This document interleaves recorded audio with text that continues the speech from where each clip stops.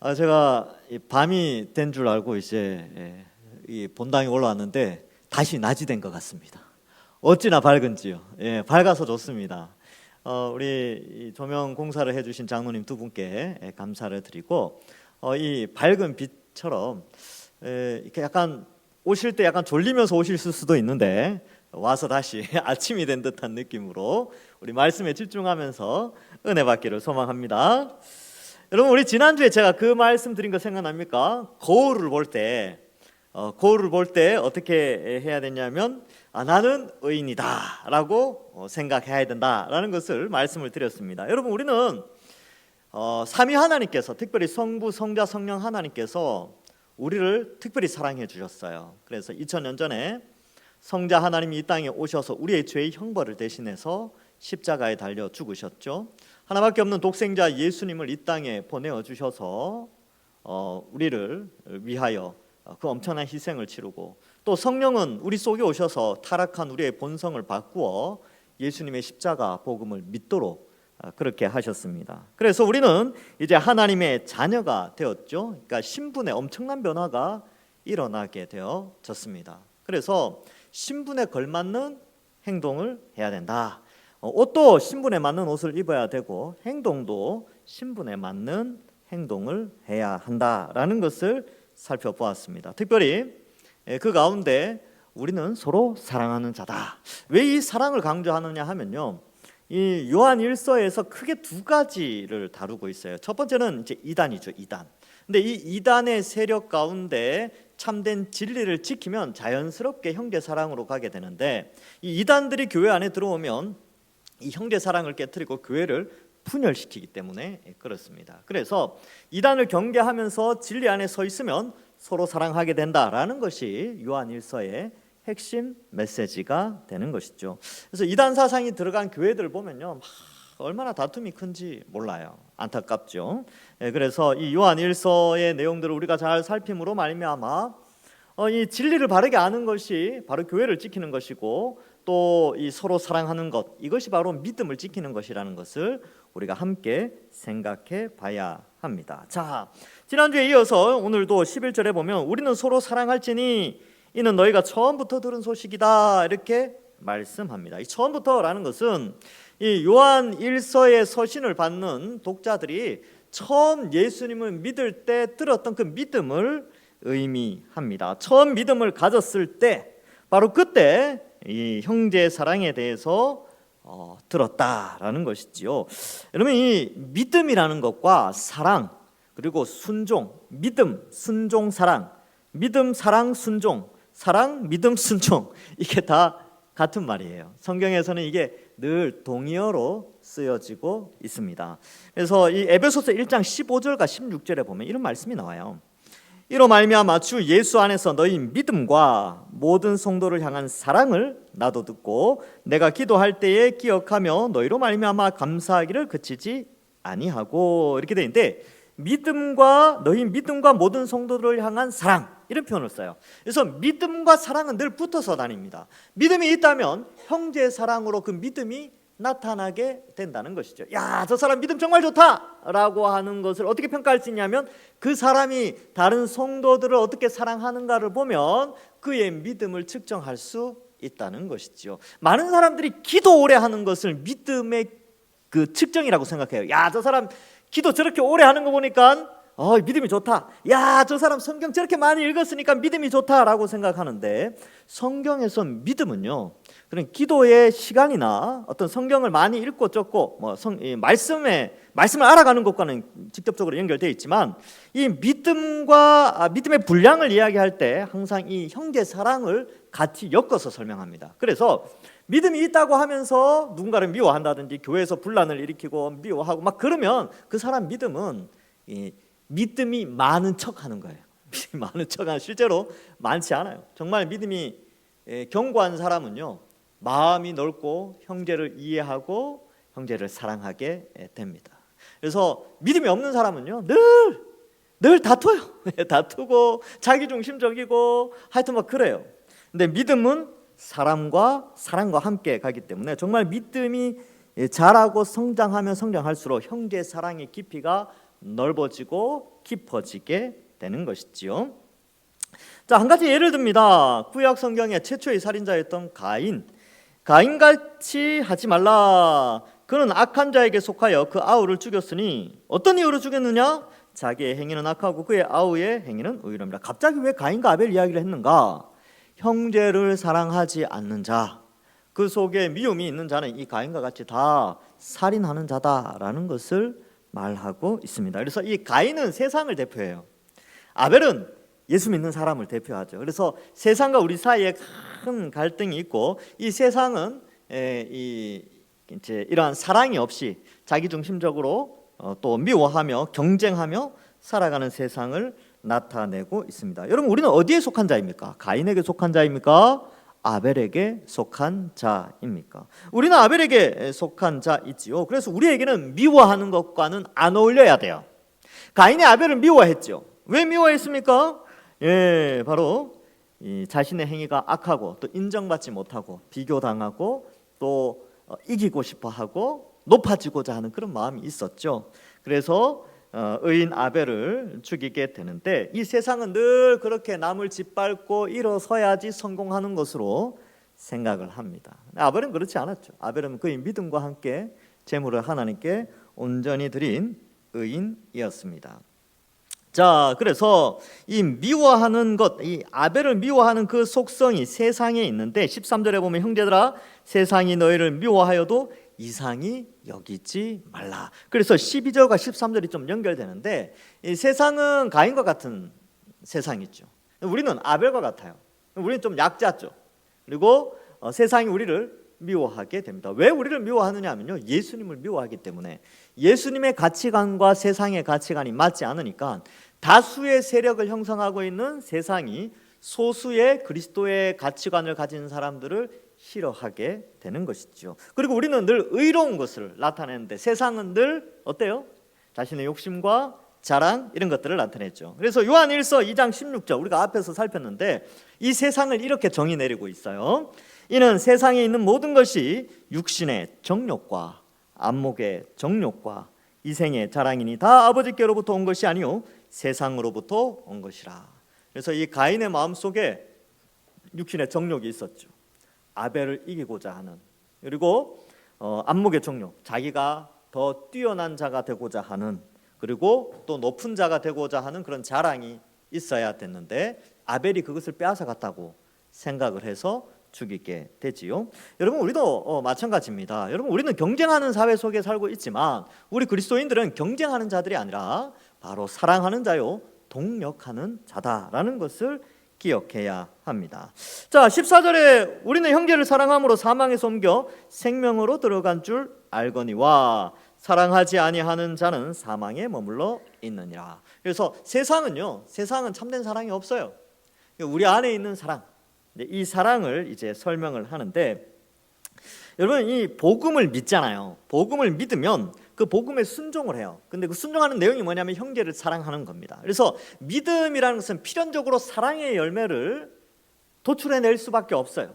믿음이 공급되어지면 나타나는 현상은 사랑의 열매를 맺을 수밖에 없죠. 사과나무를 심었죠. 필연적으로 땅으로부터 영양분을 공급받아 그 나무는 사과의 열매를 맺듯이, 믿음이라는 선물이 주어져서 우리가 생을 살아갈 때 사랑이라는 열매를 맺게 되는 것이죠. 바로 성령을 통하여 바로 이 믿음이 더욱더 견고해져서 성령의 열매를 맺는 것이 당연하듯이 그렇습니다. 그래서 사랑함으로 사망에서 옮겨 생명으로 들어간다는 것이 이해가 되어지지요. 우리가 어떻게 생명을 얻습니까? 어떻게 구원을 받습니까? 예수님을 믿음으로 말미암아 구원을 받죠. 그래서 믿음이라는 것이 필연적으로 사랑의 열매를 나타내기 때문에, 사랑의 열매를 나타내는 것을 보니까 그 사람이 가진 믿음이 참된 믿음이구나라고 해서 사랑의 생명 안에 있다라는 것을 이해하게 되는 것이죠. 그래서 15절에서는요 이렇게까지 표현해요. 그 형제를 미워하는 자마다 살인하는 자다. 이 가인을 의미하죠. 가인은 실제로 사람을 죽였죠. 동생을 죽였어요. 그런데 성경은 더욱더 강력하게 형제를 미워하는 자, 그는 살인하는 자다라는 것을 말해주고 있습니다. 여러분, 이 표현은 또 예수님도 이러한 표현을 쓰셨어요. 비슷한 표현을 마태복음 5장 22절에 나는 너희에게 이르노니 형제에게 노하는 자마다 심판을 받게 되고 형제에 대하여 나가라 하는 자는 공회에 잡히게 되고 미련한 놈이라 하는 자는 지옥불에 들어가게 되리라. 이 세 가지 표현, 이 노하고 욕하고 미련한 놈이라고 하는 이 나가는 우리나라 욕으로 치면 여러분 그 삐 하는 거 있죠. 삐 방송 보면 뭐 이렇게 말하는데 삐 하는 그거 있잖아요. 그렇게 하는 거. 형제에게 삐 하는 그런 욕을 하시는 분들은 예수님께서 어떻게 말씀하셨냐면 공회에 잡히게 되고 심판받는다는 뜻입니다. 그리고 미련한 놈, 우리는 아이 미련한 놈 이게 뭐 이렇게 생각할 수 있는데 하나님 보실 때 형제를 그렇게 예수 그리스도의 십자가 형벌대속의 은혜로 구원받은 자를 그렇게 표현하는 것에 대해서 지옥불에 들어가게 된다라고 말씀합니다. 그래서 여러분 잘 생각해봐요. 최근에 성도들을 향하여서 쌍욕을 하신 분들이 있다면 오늘 밤에 회개하셔야 됩니다. 회개하셔야 돼요. 마음으로 욕한 사람들이 있다면 회개하셔야 됩니다. 내가 저 사람만 없으면 내가 교회 잘 나올 텐데, 저 사람만 없으면 우리 교회가 부흥할 텐데, 저 사람만 없으면 어떻게 될 텐데, 우리 교회가 화평할 텐데 라고 하면서 욕했던 적이 있다면 회개하셔야 됩니다. 하나님 앞에 심판을 두려워하셔야 돼요. 그래서 그리스도인들은요 죄를 안 짓는 자들이 아니에요. 회개하는 자들입니다. 이런 말씀을 읽으면 탁 이제 겁부터 나는 거죠. 저도 이제 이 본문을 오늘 살피면서 내가 최근에 누군가에 대해서 험담을 하지는 않았는가 생각하고 회개하고 주여 혹시 내 입술로 거짓 이제 범죄한 게 있다면 용서해 달라고 그렇게 기도하고 여러분들도 마찬가지 오늘 이 말씀을 통하여서 아주 심각한 말이죠. 이거는 굉장히 중요한 말이에요. 우리의 믿음과 상당히 연결되어 있는데 우리의 믿음은 사랑으로 나타나야 되는데 오히려 미움과 증오나 분열로 나타났다면 내가 정말 믿음에 제대로 서 있는가? 그리고 내 믿음이 정말로 믿음에 제대로 서 있다면 회개해야 한다는 것을 말씀해주고 있습니다. 그래서 용서하셔야 돼요. 용서하시고 용서를 하나님께 구하셔야 합니다. 자, 그래서 이 15절의 내용을 통하여서 우리는 이 형제를 미워하는 대상이 아니라 사랑하는 대상이라는 것을 알아야 합니다. 그러면 사랑해야 되죠. 그래서 미움이 생기는데 어떻게 사랑합니까? 이렇게 생각할 수 있고 그냥 회개하면 되죠 하고 기도하고 끝내는 것이 아니라 화해의 손길을 내미는 것이 회개하는 거예요. 그래서 나 저 사람과 싸웠어. 나 이제 말도 안 하지만 하나님께 하나님 나 저 사람 미워요. 근데 용서해 주세요 하고 또 만나면 말도 안 해. 그거 회개한 거 아닙니다. 그건 그냥 반성한 거죠. 참된 회개가 아니에요.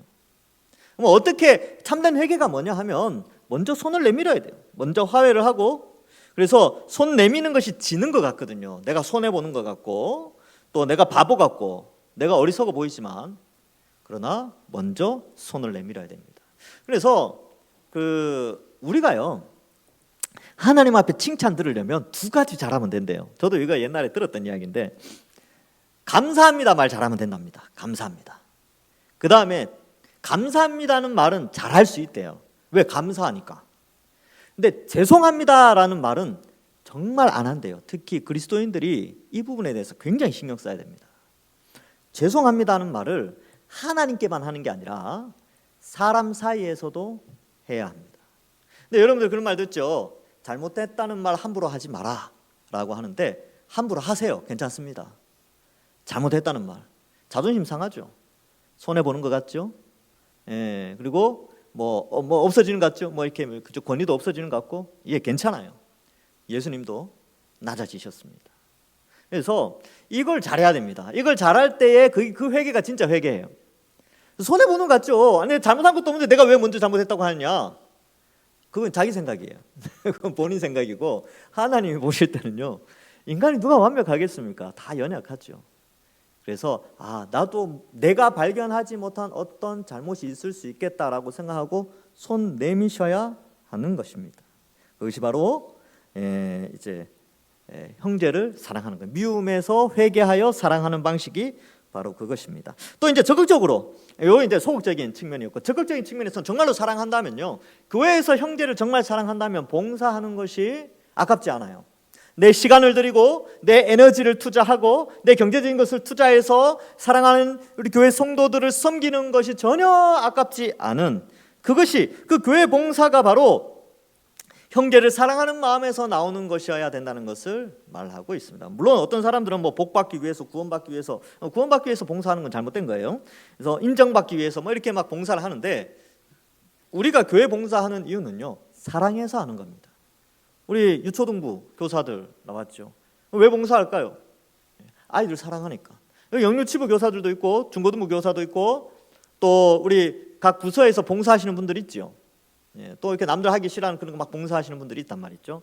그럼 왜 그렇게 하냐면 인정받으려고 하는 게 아니고 사랑하니까.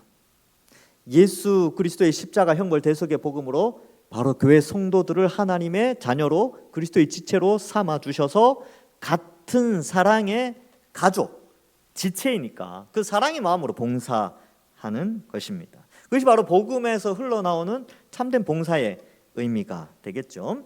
자, 16절 이하에서도 계속 이제 이 사랑을 아주 강하게 막 설명을 해요. 16절에 그가 우리를 위하여 목숨을 버리셨으니 우리가 이로써 사랑을 알고, 이렇게 되어 있죠. 예수님의 사랑을 우리가 알아요. 어떻게? 우리를 위하여 대신 십자가에 달려 죽어 주셨습니다. 이 내용이 요한 1서에서 굉장히 자주 나요. 예수님이 왜 십자가에 달려 죽으셨는가? 우리를 위해서 죽으셨다라는 표현이 앞에서 계속 반복되고 있습니다. 1장 7절, 뭐 2장 2절 이런 데서도 계속 예수님의 죽음에 대해서 우리를 위한 죽음이었다라는 것이죠. 그것이 바로 사랑의 본질이라는 것을, 예수님이 보여주신 사랑의 모습이라는 것을 우리에게 말씀해 줍니다. 그렇다면 형제를 사랑하는 게 뭐냐? 성경은 명확하게 우리에게 설명을 해요. 어떻게? 죽기까지 사랑하라는 것입니다. 그래서 교회가 성도들을 죽기까지 사랑하면 그 교회는 하나님의 칭찬을 받게 되는 것이죠. 그래서 이 개념은 예수님이 사랑하신 방식으로 서로 사랑하라라는 개념은 구약의 네 이웃을 내 몸과 같이 사랑하라라는 그 개념을 훨씬 뛰어넘는 굉장히 수준 높은 사랑을 우리에게 말씀하고 있습니다. 왜요? 우리가 그리스도와 연합되어 있기 때문에 그리스도의 사랑을 필연적으로 닮아 실천해야 되는데, 그 사랑의 개념이 뭐냐 하면 죽기까지 사랑하는 겁니다. 그런데 이 죽기까지 사랑하는 사랑이 가정에도 있어야 돼요. 남편과 아내가 서로 죽기까지 사랑해야 되죠. 부모와 자녀 간에도 죽기까지 사랑해야 합니다. 그래서 죽게 하듯이 그렇게 하는 것이죠. 이 사랑이 없다면 교회는 싸우고 가정은 깨어지게 됩니다. 그래서 내 이웃을 내 몸과 같이 사랑하는 것도 중요한데 죽음을 각오하고 사랑하는, 예수님이 우리를 사랑하신 그 사랑으로 사랑해야 된다라는 것을 말씀하고 있습니다. 내가 사역하는 이 동산교회에서 동산교회를 사랑한다라고 표현할 때 저나 여러분들은 지금 어디까지 그 사랑의 범위가, 사랑하는 그게 어디까지 가 있습니까? 목숨을 다해서 가는 데까지 가 있나요? 아니면 목숨까지는 좀 싫은데, 아니면 여기까지는 내가 가능하겠다, 이런 부분들이 있을 거예요. 근데 자신의 사랑, 내가 동산교회를 사랑하는 마음이 어디까지 와 있는가를 점검해 봐야 하는 것이죠. 그리고 내가 이 교회를 위하여, 주의 몸 된 동산교회를 위하여 어디까지 내어줄 수 있는가, 내 시간, 내 에너지, 내 재물, 이것을 공동체를 위해서 어디까지 내어줄 수 있는가, 그리고 목숨까지 내어줄 수 있는가, 이것을 한번 같이 생각해 보자는 거죠. 오늘 본문 말씀을 통해서 성경은 우리에게 정말 그리스도인들이 어디까지 사랑해야 되는가를 나타내고 있는 것을 이제 어떻게 보면 약간 숙제를 던져주는 것이죠. 그래서 이것은 기도해야 됩니다. 쉽지가 않아요. 기도하고. 그래서 교회 안에서 죽기까지 사랑하려면요, 자존심 다 버려야 됩니다. 자존심 내세우면 사랑 못해요. 그래서 자존심 버리셔야 돼요. 자존심 버리면 안 싸워요. 남들이 보면 자존심 버린 사람이 진 것처럼 보이죠. 근데 그 사람이 진짜 사랑이 큰 사람, 믿음이 큰 사람이에요. 믿음이 큰 사람은 다투지 않아요. 자, 그래서 복음을 더 알아가고 또 더 하나님을 알아가는 자가 이 사랑에 반응을 하게 됩니다. 자, 17절 이하에 보면 누가 이 세상의 재물을 가지고 형제의 궁핍함을 보고도 도와줄 마음을 닫으면 하나님의 사랑이 그 속에 거하겠느냐. 그래서 목숨을 버릴 수 있다면요, 이게 정말로 형제 자매를 사랑한다면 정말 목숨을, 예수님이 교회를 위하여 목숨을 버리기까지 사랑하셨다면, 사랑하신 것을 우리가 배웠다면, 그럼 현재 네가 할 수 있는, 목숨까지는 아니더라도 교회 공동체를 위해서 할 수 있는 사랑의 그 샘플을 하나 보여주고 있는데, 바로 재물을 가지고 형제의 궁핍함을 보고 도와주는 마음, 그것이 바로 사랑이다. 근데 그 마음을 닫으면 하나님의 사랑이 그 속에 없다라는 거예요. 그러면 이건 재물뿐만 아니죠. 시간, 열정, 뭐 이런 것들, 뭐 재능, 달란트, 이런 것들 있죠. 이런 것들을 다 하여서 형제를 사랑하는 것, 이것이 참 사랑이다 라는 것을 말해주고 있습니다. 그래서 여러분, 이 내용은 비슷한 내용이 야고보서에도 나오죠. 야고보서 2장 15절부터 17절에 만일 형제나 자매가 헐벗고 일용할 양식이 없는데 너희 중에 누구든지 그에게 이르되 평안히 가라, 덥게 하라, 배부르게 하라 하며 그 몸에 쓸 것을 주지 아니하면 무슨 유익이 있으리요. 이와 같이 행함이 없는 믿음은 그 자체가 죽은 것이라. 이게 이 본문과 요한 1서가 연결되죠. 믿음과 사랑, 행함이 없는 믿음이 죽은 것처럼 형제를 사랑하지 않으면 그 사랑도 죽은 거예요. 행함과 진실함이 없는 사랑은 가짜 사랑이죠. 말만 하는 사랑, 가짜예요. 믿음이 대단한 게 아니고 가짜입니다. 이게 실제로 자신의 재물을 나누고 시간을 나누고 정성을 나누고 하는 것이죠. 여러분들, 어떤 사람은 그래요. 저는 제 목숨보다 돈이 귀해요. 이런 사람들은 어쩔 수 없겠지만 보통은 돈보다는 목숨이 귀하잖아요. 그런데 여기에 이제 목숨까지 내어주는 사랑이라면 누가 헐벗고 가난한 형제가 있으면 도와주는 마음이 당연하다는 것이지요. 그래서 행함과 진실함으로 해야 한다라는 것입니다. 그래서 이 16절에 형제를 위하여 목숨을 버리는 것이 마땅하다라고 했는데 그 실제적인 삶이 17절에서 궁핍한 형제에게 재물을 나누어 주는 것으로 나타나게 됩니다. 여러분, 돈이라는 것은 어느 시대에나 사람들에게 소중해요. 정말 이 돈 때문에 오히려 이 돈 때문에 사람을 죽이기도 하고 막 그렇죠. 그런데 이 돈을 잘 써야 됩니다. 형제를 사랑하는 수단으로. 왜 이 요한이 이 본문을 썼을까? 그만큼 사람들이 목숨만큼 아끼는 것이 재물이거든요. 그러니까 재물을 나눠주는 그런 마음은 목숨을 아끼지 않는 사랑과 같다라는 것으로 묘사하고 있습니다. 이로써 그래서 이제 19절에 보면 어떻게 되어 있습니까? 18절에 자녀들아 우리가 말과 혀로만 사랑하지 말고 행함과 진실함으로 하자. 여러분, 사랑은 행동으로 나타나는 겁니다. 말로 하는 게 진짜 사랑이 아니에요. 사랑은 진짜로 행동으로 나타나죠. 이거는 뭐 여러분들 가정에서 잘 나타나잖아요. 자녀들 사랑하시죠? 행동으로 보인다니까요. 이렇게 보면 보여요. 야, 저 엄마는 진짜 사랑한다. 저 아빠는 정말로 사랑하는구나. 그게 나타난다니까요. 부부가 서로 사랑하면 부부가 서로 말로만 사랑하나요? 아니죠. 뭐 서로 챙겨주고 뭐 이렇게 하고 위하여해주고 뭐 무거운 거 들면 들어주고 어려운 일 있으면 가면 옆에서 도와주고 실제적으로 액션, 행동으로 다 그 사랑이 나타나게 돼 있어요. 사랑은 행함으로 나타납니다. 행함이 없는 사랑은 죽은 사랑이에요. 행함이 없는 믿음이 죽은 믿음과 같이 행함이 없는 사랑은 죽은 사랑입니다. 그 죽은 사랑을 가진 자가 가지고 있는 믿음은 가짜예요. 그래서 성경은 우리에게 굉장히 강력하게 말하고 있습니다. 사랑해야 된다. 형제를 사랑해야 된다. 물론 이제 신앙생활 하다가 갈등이 있을 수는 있죠.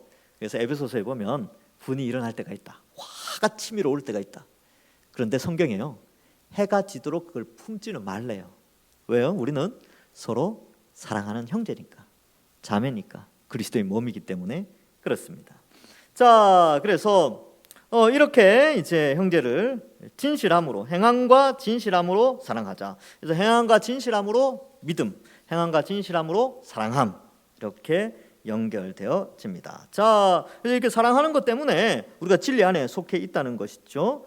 그래서 20절에 보면 이는 우리의 마음이 혹 우리를 책망할 것이 있어도 하나님 우리 마음보다 크시고 모든 것을 아시기 때문이다.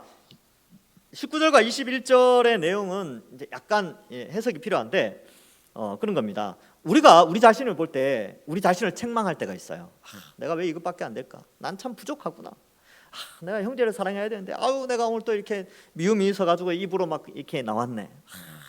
막 그럴 때가 있다는 거죠. 그래서 우리를 20절에 보면 우리 마음이 혹 우리를 책망할 일이 있어도 하나님은 우리 마음보다 크시고 모든 것을 아시기 때문이다, 이런 표현을 하는데, 그렇지만 그러한 가운데에서 어떻게 해요? 19절에 보면 우리 마음을 주 앞에 굳세게 하여야 된다라는 것을 말합니다. 정말 어리석은 사람이 한 사람이 있어요. 이 사람은 어떤 사람이냐면 자기가 성경에 비추어서 정말 하나님 앞에 이 양심에 찔림이 있는 거죠. 내가 어떻게 이렇게 하나님 앞에 내가 너무나 큰 죄인이야 하고 교회를 떠나가는 사람, 정말 어리석은 사람이에요. 여러분, 그렇게 마음에 찔림이 있으면 하나님 앞에, 하나님 우리 죄를 다 용서하시고 우리를 더 경고케 하시고 우리를 잘하게 하신다라는 그런 지식과 함께 믿음을 가지고 신앙생활을 해야 되는데, 내가 하나님 앞에 너무 큰 죄인이라 나는 교회 못 나가겠다, 이런 사람들이 있어요. 정말 어리석은 사람들입니다. 여러분, 여기에 본문의 내용이 그겁니다. 하나님 그 모든 걸 다 아십니다. 우리가 연약함을 알아요. 그래서 가끔가다 그런 분들이 있어요. 목사님, 저는 이것도 못하고 저것도 못하고, 그래서 저는 이것도 못하겠어요. 교사도 못하겠고 찬양대도 못하겠고 봉사자도 못하겠고 뭐도 못하겠고. 예, 저도 압니다. 저도 알아요. 그 다 못하는 거 압니다. 근데요, 하나님도 다 아세요. 그런데 성경은 뭐라고 되어 있냐면 우리 마음을 주 앞에서 굳세게 하리니, 19절 끝에. 그런 거 다 알지만 하나님 앞에서 하나님 다 아시니까 하나님께 기도하라는 것이죠. 완전한 사람이 어디 있겠습니까? 완전한 목사가 어디 있고, 완전한 장로가 어디 있고, 완전한 안수집사, 완전한 권사, 또 완전한 집사, 봉사자, 교사, 찬양대원들, 그죠? 누가 있겠습니까? 근데 우리가 하나님 앞에 마음을 견고하게 하는 것이죠. 하나님은 다 아신다. 다 아시니까 어떻게 해야 됩니까? 기도하면 되죠. 그래서 담대함을 가지고 하나님 앞에 나가서 기도하는 자가 되면 되는 것입니다. 그래서 21절에 사랑하는 자들아, 만일 우리 마음에 우리를 책망할 것이 없으면, 만약에 책망할 것이 없으면 하나님 앞에 더 담대하게 나아가라는 것이죠. 그래서 22절에 무엇이든지 구하는 바를 그에게서 받는다. 근데 좀 부족해도요, 하나님 다 들어주세요. 여러분, 우리가 양심에 거리낌이 없이 늘 깨끗하고 거룩하게 살 때만 기도를 들어주신다, 이런 개념도 있어야 되지만, 그럼에도 불구하고, 자격이 없음에도 불구하고 하나님이 은혜를 주시면 기도를 들어주신다, 이런 담대함도 필요합니다. 그래서 여러분, 하나님 앞에 설 때는요, 조금 제가 이제 성경을 읽었을 때는 그랬습니다. 조금 낯이 조금 두꺼워야 되겠구나. 자식들 부모님 앞에 굉장히 낯 두꺼울 때 많죠. 그러니까 부모님 말 안 들어요. 뭐 하라 그러면 안 해. 뭐 하라 그러면 안 해. 근데 언제 담대합니까? 돈 달라고 할 때 담대해요. 용돈 주세요. 그러니까 뭐 주시면 안 되겠습니까? 이게 아니까 달라고요, 막 소리 질러요. 왜 안 주냐고 막 이럴 때도 있지요. 그 담대함. 근데 부모님 어때요? 그렇게 한다고 집에서 쫓아냅니까? 호적에서 파 버려요? 아니죠. 그래서 뭐라고 하지만 그래도 주잖아요. 부모님은 그래요. 우리 하나님도 그렇습니다. 우리의 부족함을 압니다. 하나님 우리의 연약함을 아세요. 그런데 우리가 하나님 앞에 섰을 때 하나님이 그 모든 걸 아시지만 우리를 그 십자가 은혜로 구원해 주신 하나님 자녀 삼아 주신 것을 알고 담대함으로, 때로는 좀 부끄럽긴 하지만 회개하면서 구할 것은 구하고 그렇게 살아가는 거예요. 그래서 우리는 이 담대함이 필요한데, 하나님께 구하는 것, 그래서 우리가 물론 거룩하게 살고 형제를 사랑하고 이렇게 살아가야 됩니다. 그러한 가운데 기도할 때에 하나님 그 모든 것을 들으시고 때를 따라 덮는 은혜로 우리의 기도의 제목을 들어주시죠. 그러나 때로는 부족할지라도 이 요한 1서 1장 9절에 나오는 것처럼 자복하고 회개하고 2장 2절에 나오는 것처럼 예수님이 우리의 변호자가 되셔서 우리의 연약함을 돌보시고 또 우리가 회개할 때 다 들어주신다는 것입니다. 그래서 우리가 회개하지 않고 하나님 앞에 뻔뻔하게 하는 것은 잘못된 거죠. 그래서 우리의 죄가 생각날 때는 회개하고 하나님께 구하는 것, 하나님 들어주신다라는 믿음으로 담대하게 나가야 하는 것이죠. 자, 그래서 이는 우리가 그의 계명을 지키고 그 앞에서 기뻐하는 것을 행함이라. 그래서 22절에 나오는 것은 우리가 우리 양심에 가책 없이 거룩하게 살아가는 것이 하나님 앞에 담대하게 서는 방식이다. 그러나 19절에서처럼 또한 우리 마음을 주님 앞에 20절과 같이 때로는 우리를 책망한다 할지라도 하나님 앞에 굳세게 서는 믿음이 중요하다라는 것을 말씀하고 있습니다. 그래서 연약할 때도 하나님 앞에 담대하셔야 돼요. 그러나 거룩하게 살고 한 주간을 멋지게 살면서 이 시간에 왔다면 더 담대하게 하나님 앞에 간구하는 것이지요. 23절에 그의 계명은 이것이니 곧 그 아들 예수 그리스도의 이름을 믿고 그가 우리에게 주신 계명대로 서로 사랑할 것이라. 여기 믿음과 사랑이 또 같이 나옵니다. 함께 나오죠. 분리될 수 없어요. 믿음과 사랑은 늘 같이 가는 겁니다. 믿음이 좋으면 사랑도 풍성하고요. 믿음이 연약하면 그 사랑도 연약한 거예요. 24절 결론이죠. 그의 계명을 지키는 자는 주 안에 거한다. 그래서 우리가 예수님의 십자가 형벌 대속의 복음을 믿고 예수님 안에 거하게 됐어요. 예수님을 믿어서 그리스도와 연합되어져서 그리스도 안에 거하거든요. 근데 그 안에 거한다는 것이 뭘 의미하냐면 바로 사랑을 실천한다라는 것으로 연결되어집니다. 주는 그의 안에 거하시나니 우리에게 주신 성령으로 말미암아 그가 우리 안에 거하시는 줄을 우리가 안다. 그래서 우리 속에 있는 성령이 이제 우리가 예수님 안에 있다는 것을 깨닫게 하신다는 거죠. 어떻게요? 예수 그리스도의 십자가 복음을 믿고 그 믿음으로 말미암아 사랑의 열매가 나타나는 것을 통하여 성령이 내가 예수님 안에 있구나, 너무나 감사하다라는 것을 깨닫게 해주신다라는 것을 말씀하고 있습니다. 말씀을 맺습니다. 여러분, 오늘 본문은 어렵지 않습니다. 우리에게 주는 교훈은 명확합니다. 믿음이 있느냐? 믿음이 있는 자는 사랑을 실천한다. 사랑을 실천하고 있다면 교회를 사랑하고 교회를 위하여 교회가 너무 교회 오면 정말 다 사랑스럽고 또 때로는 갈등도 있지만 내가 그 형제를 사랑하는 마음으로 먼저 손 내밀고 하는 그러한 삶이 참된 믿음의 삶이라는 것을 가르쳐 주고 있습니다. 그래서 여러분들 교회는요 별의별 사람 다 모여요. 그죠? 내 마음에 드는 사람도 있고 안 드는 사람도 있고 내 마음과 전혀 상관없이 저기 멀리 있는 사람도 있어요. 그런데 성경은 우리에게 다 우리가 사랑할 사람이라고 형제라고 표현하고 있습니다. 그래서 형제 간에는요 갈등이 있어도 빨리 풀어요. 남 같으면 남은 갈라서면 이제 떨어지면 상관이 없는데 형제는 보잖아요. 계속 가족이니까. 그래서 갈등이 있을 수는 있지만 빨리 풀고 하나님 앞에 회개하고 먼저 손 내밀고 먼저 손해보는 사람이 참 사랑을 실천하는 사람입니다. 오늘 이 밤에 혹 여러분들 마음속에 여러분들의 믿음 가운데 혹 이런 누군가를 미워하는 마음이 있었다면 용서하시고 또 기도하셔야 될 것이 하나님, 내가 믿음이 더 강력해지게 믿음의 장성한 자가 되길 원합니다 라고 기도하신다면 또 한 가지 기도할 것은 남을 사랑하는 마음도 더 넓어지고 커지게 해달라고 그렇게 기도하셔서 정말 하나님이 기뻐하시고 칭찬하시는 모든 주의 백성들 되시기를 주님의 이름으로 간절히 축원합니다. 기도하겠습니다. 하나님 아버지, 은혜를 감사합니다. 우리에게 믿음을 주시고 또 사랑의 열매를 맺으며 성령의 인도함을 받아 살아갈 수 있도록 은혜 내려주시니 감사합니다. 우리가 가진 이 믿음이 하나님의 자녀가 되는 축복과 미래의 구원을 주신 것을 우리가 알고 그 미래의 구원과 함께 현재의 구원받은 자로서 형제를 사랑하며 살아가는 저희들 되게 하여 주옵소서. 때로는 자존심 상해도 예수님 십자가 바라보게 하시고 때로는 지는 것 같아도 십자가 바라보면서 사랑을 실천하며 믿음이 자라가는 저희들 되게 하여 주옵소서. 감사드리옵고 예수님의 이름으로 기도하옵나이다. 아멘.